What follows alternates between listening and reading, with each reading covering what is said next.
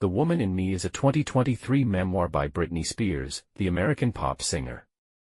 In this book, she reflects on her life and career, beginning with her early years in Louisiana and continuing through her swift rise to fame, complicated relationships, and personal struggles. She also delves into her highly publicized 13-year conservatorship and her ongoing efforts to regain control of her life and finances. A central theme of the memoir is her pursuit of independence and self-rediscovery through music. Many of the events covered, especially the legal conflict with her father, Jamie, are still in progress. This summary is based on the 2023 ebook edition of The Woman in Me by Gallery Books, focusing on Spears' personal account of the events, which may differ from other perspectives. Britney Spears began her career as a professional singer and actress in 1992 at the age of 11. In the early chapters of her memoir, she recalls meeting other young stars who were rising to fame around the same time, including Natalie Portman, Justin Timberlake, and Christina Aguilera. Spears reflects on the harsh criticism she faced as a young celebrity, particularly for her provocative clothing, which many criticized as setting a poor example for young audiences. This criticism was often directed at her, rather than at the industry professionals, like record executives, managers, and publicists, who helped shape her public image. Spears also discusses the intrusive personal questions she faced in interviews, such as inquiries about her sexual experiences, whether she had breast implants, and the details of her romantic relationships, all while she was still a teenager. The ongoing discussion surrounding child celebrities in America raises concerns about the potential for financial exploitation and abuse in the entertainment industry, as well as the need for legal protections for minors. Questions remain about what labor protections children are entitled to, their right to privacy, what they are allowed to wear, and what kinds of work are suitable for them. One of the most controversial issues is who should control the money that they earn. Laws addressing these matters differ by state, with California and New York having some of the strongest protections. These states require 15% of a child star's earnings to be placed in a trust fund. However, these laws did not take effect until 2000, by which time Spears was already an adult, and they are not applicable nationwide. Advocates for stronger protections argue that without these safeguards, child stars are vulnerable to financial abuse, coercion, and sexualization within the entertainment industry. As a child, Britney Spears sings constantly, viewing music as something magical and deeply meaningful. She grows up in Kentwood, Louisiana, a tight-knit community with strong Christian values. Spears' father, Jamie, has a troubled past with an abusive father, June, who sent his wife Jean to an asylum after the death of their baby. Jean was given lithium during her time in the hospital, and June repeated this pattern with his second wife. When Jamie was 13, his mother, Jean, took her own life. Jamie continues the cycle of abuse, directing it toward Spears and her older brother, Brian. Spears' parents married young and faced financial struggles, largely due to Jamie's alcoholism. Over time, they both found success in their business ventures. Growing up, Spears has a close bond with the women in her extended family, including her Aunt Sandra and cousin Laura Lynn. She craves attention and naturally gravitates toward activities like dancing, singing, and gymnastics. Those around her begin to believe that she is destined to become a performer. At 4 years old, Spears' brother, Brian, is involved in a serious accident on a four-wheeler. He breaks multiple bones and is airlifted to a hospital, where he is placed in a full-body cast. Spears cares for him and sleeps next to him each night. Even after his casts are removed, she continues to share a bed with him until she reaches the 6th grade. Spears' father, Jamie, relapses into drinking, and his businesses begin to fail. The family faces worsening financial problems, and Jamie's mood swings start to frighten Spears. He becomes increasingly harsh toward Brian and abusive toward Lynn. His drinking causes him to pass out on the couch at night, and Lynn yells at him, waking up both Spears and Brian. Spears pleads with her mother to put Jamie to bed, as he is too drunk to respond to her. Despite the family's struggles, the Spears household remains a popular gathering spot for Spears' friends and neighborhood children. She craves attention and constantly seeks to be the center of it. At 5, Spears competes in a local dance competition and wins. She begins participating in regional competitions, where she excels. At 8, her parents take her to Atlanta to audition for the all-new Mickey Mouse Club. While she performs well, she is too young for a role. The casting director advises Lynn to take Spears to New York to pursue opportunities and recommends an agent. 6 months later, Spears' mother sends a tape of her singing to agent Nancy Carson. After meeting Spears in New York, Nancy agrees to sign her. Shortly afterward, Spears' little sister, Jamie Lynn, is born. However, Spears' mother suffers a postpartum hemorrhage, which Spears witnesses, leading to intense panic and anxiety when she is separated from her mother. The only time she feels in control is when she is performing. At 10 years old, Spears is invited to compete on Star Search. During the interview, the host, Ed McMahon, asks if she has a boyfriend, and when she replies no, he jokingly suggests himself as a possible suitor. Spears doesn't win the competition. Soon after, she lands a role as an understudy in an off-Broadway musical and moves to New York with her mother and younger sister, Jamie Lynn, for the show's run. Although the role feels like a significant achievement, the demanding schedule proves too much for Spears. When she is expected to perform on Christmas Day, she decides to quit and returns to Kentwood. Though she finds New York's theater scene overwhelming, the experience encourages Spears to audition once more for the Mickey Mouse Club. While waiting for a response, she develops a passion for basketball and becomes the point guard for her school team. Spears is cast in the Mickey Mouse Club, which she describes as a boot camp for the entertainment industry. The rigorous schedule includes extensive rehearsals, singing lessons, acting classes, studio time, and schoolwork.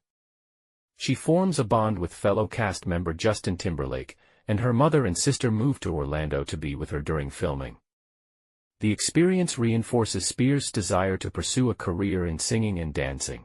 However, after filming ends, she returns to Kentwood and tries to live a more ordinary life for a while. At 13, Spears starts driving, drinking with her mother, and smoking. Her mother finds out she's been smoking when she catches the scent of smoke on her, leading to an argument and an accident where Spears veers off the road. Spears also secretly dates Brian's 17-year-old best friend, missing a lot of school to spend time with him. Although she enjoys aspects of her normal life, she longs to perform again. Meanwhile, Justin Timberlake forms the boy band, NSYNC, which inspires Spears to pursue a solo career. She records a demo and sends it to entertainment executives in New York. At 15, Spears meets Clive Calder, the head of Jive Records, who signs her to his label after their meeting. Unable to have her mother live with her in New Jersey, family friend Felicia Collada becomes her temporary guardian while she records her music. A year later, Spears is making significant progress on her debut album, working tirelessly without taking many breaks. She collaborates with Swedish music producer Max Martin on the song, Baby One More Time, contributing her creative ideas to the track. Spears works on the music video for Baby One More Time, and goes on a mall tour to promote her debut album. Initially, no one recognizes her until the video is released. Once the song becomes a hit, Spears gains widespread fame and recognition. She begins touring with NSYNC and Justin Timberlake and makes appearances on MTV. While on tour, Spears falls in love with Justin Timberlake. She notices that in interviews, she is frequently asked personal questions about her body, particularly her breasts and dating life, while Timberlake is not. As her fame skyrockets, Spears faces intense criticism for her wardrobe choices, with many accusing her of dressing too sexy and setting a poor example for young people. This criticism confuses and troubles her, as she doesn't understand why being sexy should disqualify her from being talented. In response to the pressure of fame, she starts taking Prozac and reading religious books. With the money she earns, she clears her father's debts and buys her mother a new house. In 2001, Spears performs during the Super Bowl halftime show, marking another milestone in her successful career.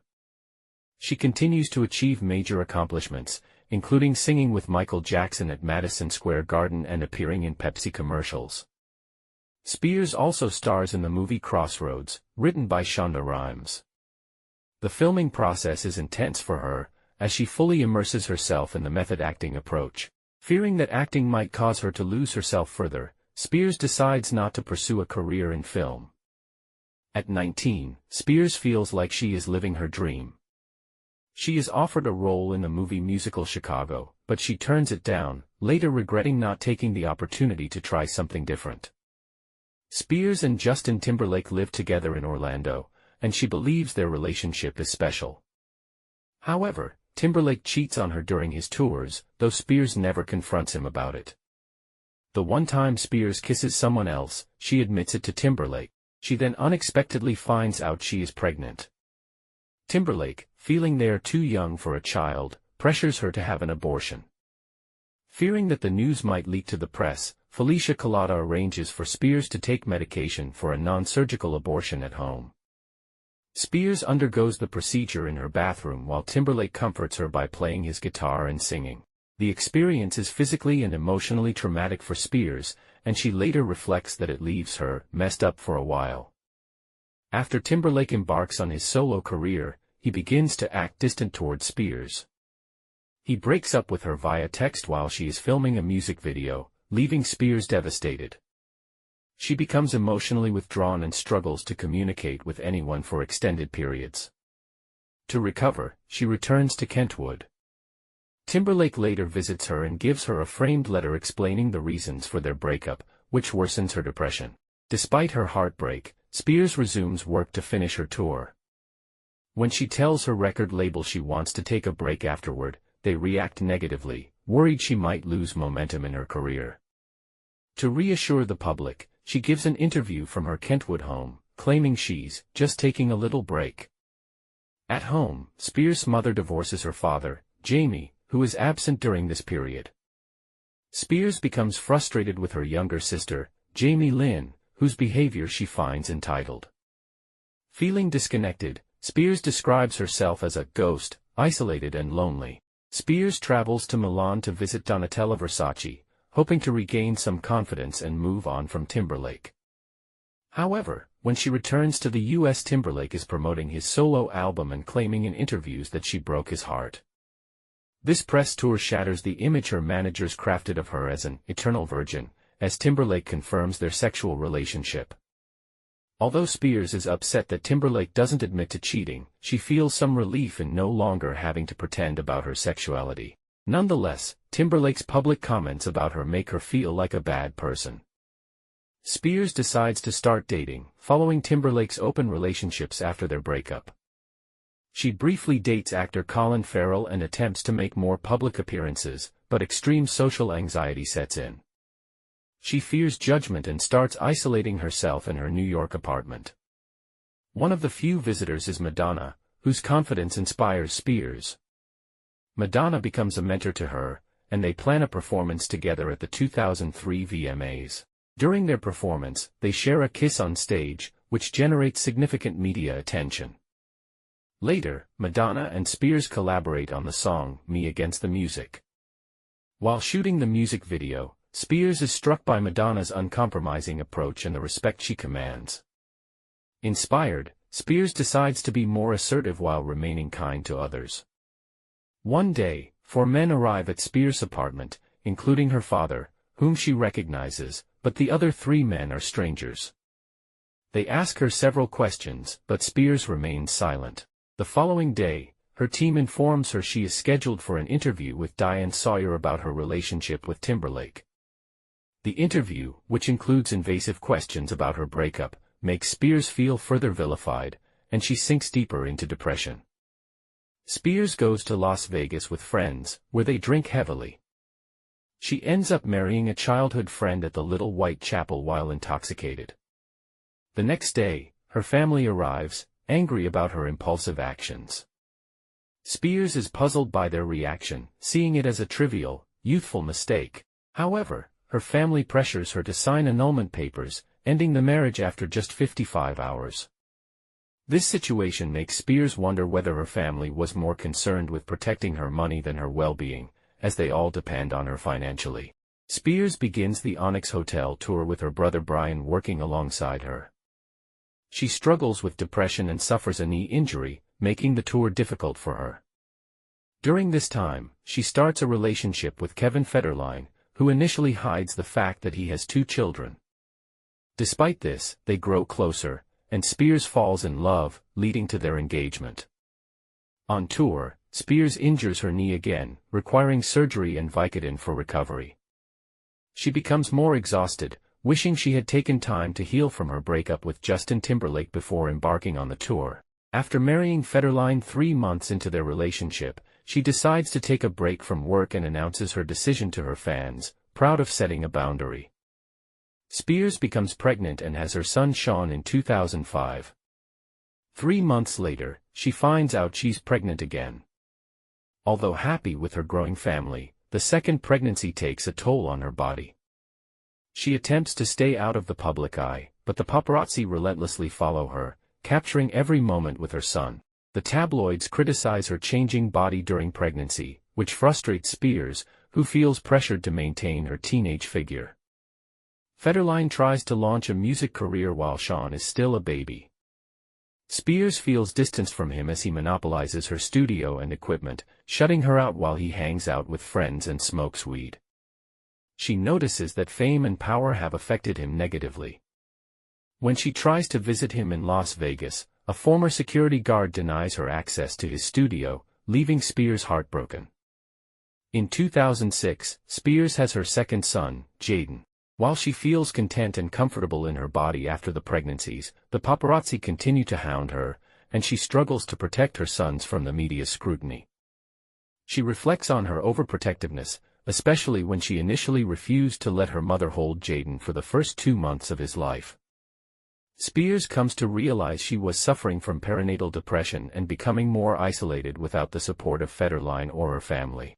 After Jaden's birth, Spears returns to the studio to work on a new album, finding creative fulfillment and a brief escape from the paparazzi. She feels the album, Blackout, is her own work, free from external pressures. Meanwhile, Federline's absences grow as he becomes more focused on his own career, and Spears feels his neglect toward their children. Spears files for divorce from Federline, encouraged by her lawyer. Federline demands she cover his legal fees, and both parents seek full custody of their sons. The media, however, cast Spears in a negative light for initiating the divorce, while also painting Federline as a less-than-ideal father. Spears becomes more distrustful of people after these relationships, realizing she can't fully trust anyone anymore. After the divorce, Spears turns to Paris Hilton for support. Hilton is kind and encourages Spears to enjoy herself, which leads to them partying together frequently. The tabloids accuse Spears of being promiscuous and using drugs, though she denies the latter, admitting to drinking and taking Adderall for depression. One night, after a wild night out, Spears returns home drunk and fights with her mother, which marks a major turning point in their relationship. Spears feels hurt by her mother's lack of compassion for her struggles. Spears faces the pressures of motherhood and the media's relentless scrutiny, exacerbated by postpartum depression. Federline uses her struggles to try to gain full custody of their sons. Eventually, Federline prevents Spears from seeing their children. She attempts to reason with him, but he refuses to let her in, and the paparazzi document the entire ordeal. Later, overwhelmed by grief, Spears shaves her head, which the media and her family frame as a breakdown. Spears, however, sees it as the desperate act of a mother torn apart by the loss of her children. After shaving her head, Spears goes to Federline's house with her cousin, but the paparazzi relentlessly harass them. Spears' cousin asks them to stop, but they continue. Frustrated, Spears begins screaming, and the paparazzi record her, looking pleased. In an impulsive reaction, Spears grabs an umbrella and smashes it on a photographer's car. She later feels embarrassed by her actions and writes an apology letter to the photo agency. Spears' father tells her she's a disgrace but suggests that going to rehab might help her regain custody of her children. After rehab, Spears negotiates a temporary 50-50 custody arrangement with Federline. Her management pressures her to perform at the 2007 VMAs to counter the negative media portrayal of her mental state. Although she feels unprepared and uncomfortable with her appearance, the performance is poorly received by the media, which criticizes her body. Afterward, her management team quits, and a former bodyguard testifies against her in her custody case, alleging drug use. However, Spears' parenting coach testifies in her favor, though her testimony goes unnoticed in the media. In January 2008, Spears visits her sons, but when the time comes for them to leave with Federline's bodyguard, she panics, fearing she will lose them forever. She locks herself and Jaden in a bathroom, and when the SWAT team arrives to take Jaden, Spears is restrained and taken to a hospital on a medical hold. Following this, a judge further limits her visitation rights. Spears also finds out through a tabloid that her younger sister, Jamie Lynn, is pregnant at 16, a fact her family had kept from her. Spiraling into deeper depression, Spears begins taking large amounts of Adderall and starts dating a photographer who is 10 years older. He provides her with attention and encouragement, helping her feel better, though they are constantly followed by paparazzi. Once, while trying to evade them, Spears spins her car and nearly drives off a cliff, but the experience makes her feel alive. Her parents disapprove of the relationship. During a visit to their beach house, Spears is surrounded by a large group of police officers. She later learns that her father, Jamie, has become close to a woman named Louise Taylor, and they have worked together to force her into a conservatorship. This conservatorship gives Jamie control over every aspect of her life, both personal and financial, including her bodily autonomy. Spears is distressed that her father, who had been in significant debt to Taylor, is now in charge of her life. While Spears is struggling, her mother releases a memoir, which Spears feels is exploiting her pain. She accuses her mother of profiting from her suffering and reflects that she would never capitalize on her own child's hardships in the same way. Spears' father claims she needs a conservatorship because she is incapable of taking care of herself but immediately pressures her to return to work. He forbids her from seeing her photographer boyfriend and spins the conservatorship as a stepping stone to her comeback. Spears realizes that her father cares only about money and views her not as a daughter but as a commodity. He even tells her, "I'm Britney Spears now." The conservatorship grants Spears' father absolute control over her life. Her security team conducts drug and alcohol searches at her friends' homes, and anyone she dates must undergo background checks, sign NDAs, and take blood tests. Spears' court-appointed lawyer is ineffective, but she believes she can't change lawyers. She complies with her father's demands, hoping that by doing so, she'll eventually regain access to her sons. As a result, she becomes isolated, losing touch with friends and having her phone confiscated by her father. Despite being given small allowances, she works a grueling schedule, generating massive profits, while her father becomes wealthy. Spears continues to struggle under the conservatorship, particularly with the difficulty of seeing her sons. She compares her situation to that of men who misbehave but still maintain their autonomy. She reflects that shaving her head and acting out were forms of rebellion against the constant scrutiny. Her father imposes strict restrictions on her weight and appearance, making her feel stripped of her womanhood and reduced to a child. Despite her lack of freedom, the numerous awards she wins contradict her father's portrayal of her as incapacitated. Spears begins dating Jason Trawick, and their relationship is initially positive. However, when her parents reunite in 2010 after being divorced for 8 years, Spears feels betrayed by her mother's alliance with her father. Trawick proposes, and they get engaged, but when he becomes her co-conservator in 2012, she breaks off the engagement. On tour, Spears is restricted from drinking alcohol and feels infantilized, unable to produce music she's proud of. Her father also arranges a Las Vegas residency on her behalf. The Las Vegas residency starts in late 2013, and although Spears gains confidence on stage, her personal life remains controlled. She starts taking energy supplements recommended by a boyfriend, which angers her father. Even though the supplements are legal, he sends her to rehab again. After a month, she returns to her residency, but her father imposes a strict diet that leaves her feeling alienated from her own body. Despite making millions, she is only allowed a small weekly allowance, and she's unable to pay for group meals while on tour.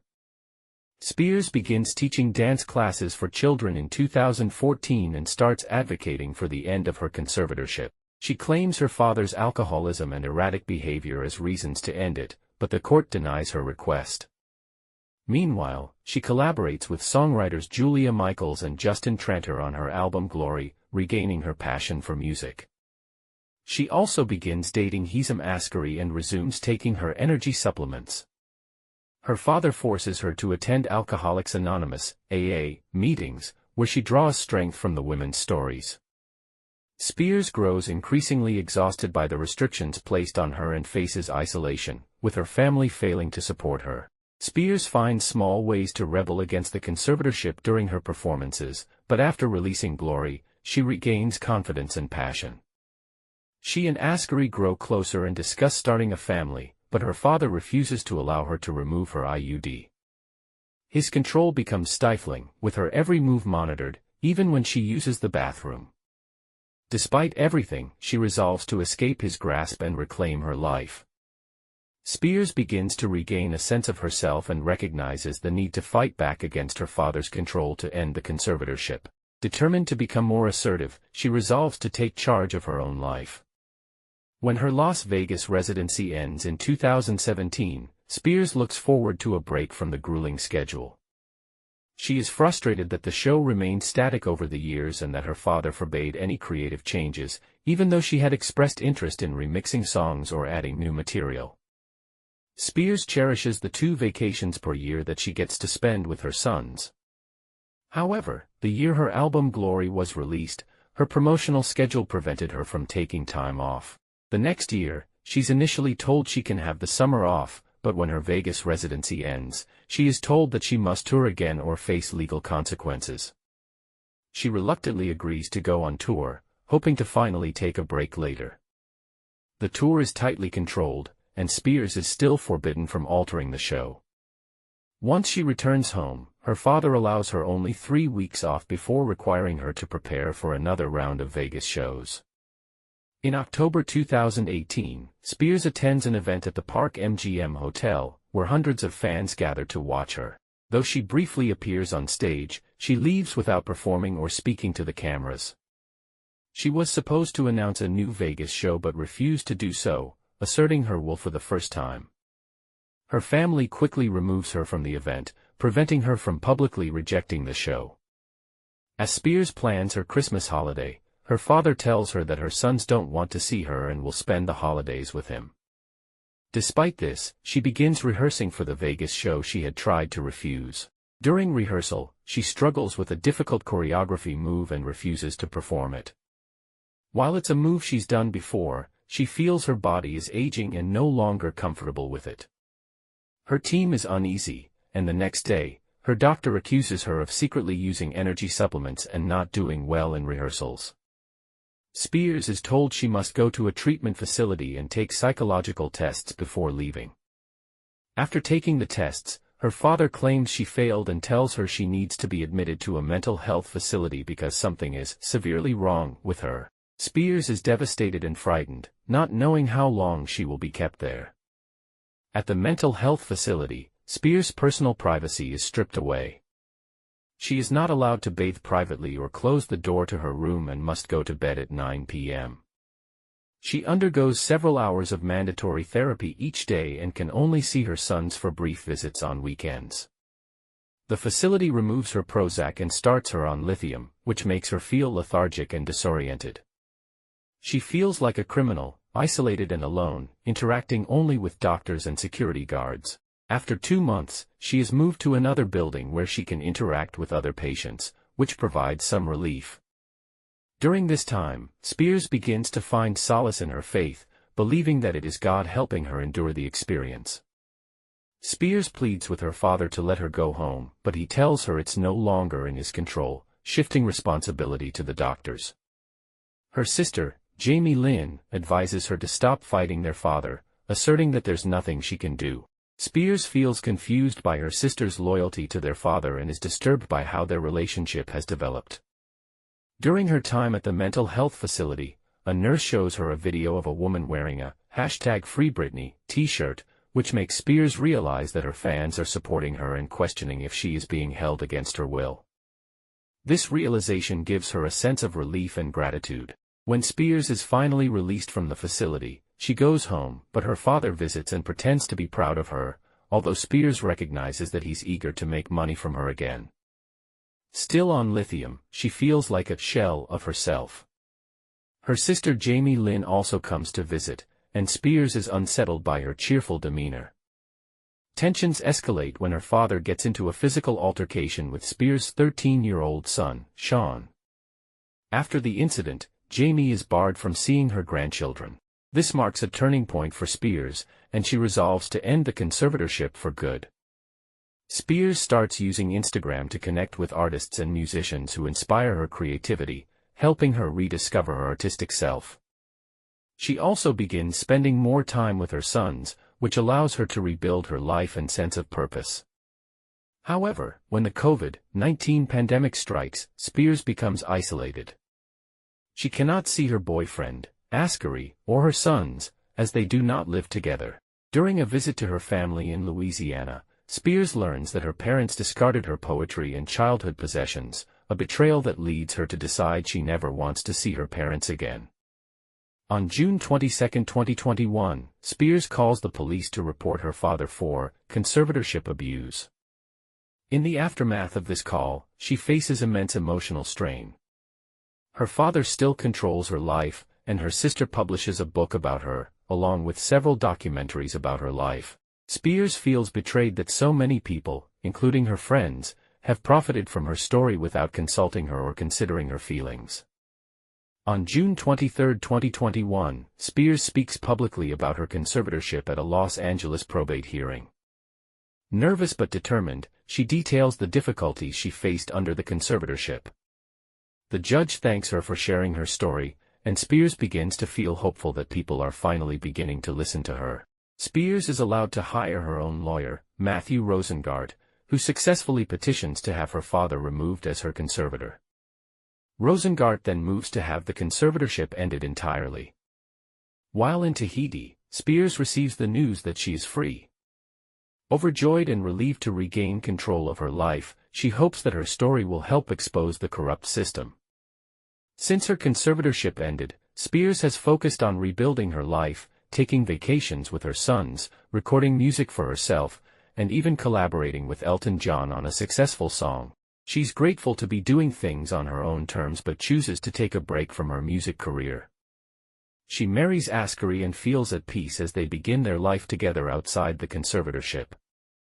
Spears is deeply hurt by her deteriorating relationship with her sister, Jamie Lynn, especially after her sister's book came out during Spears' battle for freedom. Spears accuses her sister of exploiting her pain for profit and telling damaging stories about her.